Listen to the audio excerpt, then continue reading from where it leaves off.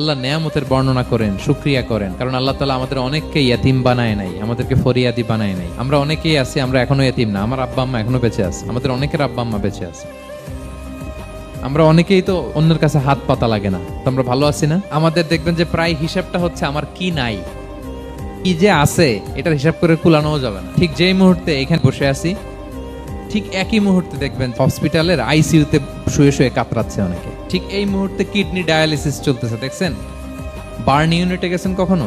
আগুনে পোড়া রোগী, আপনার তো অনেক কিছু নাই, আমার এটা নাই, ওইটা নাই, আল্লাহ এটা দিল না, এটা নিয়ে আসেন। আপনি বার্ন ইউনিটে একদিন যায়েন, তাহলে বুঝবেন যে আল্লাহ আপনাকে কত শান্তিতে রেখেছে। না খেয়ে কয় রাত কাটিয়েছি আমরা, বলেন তো?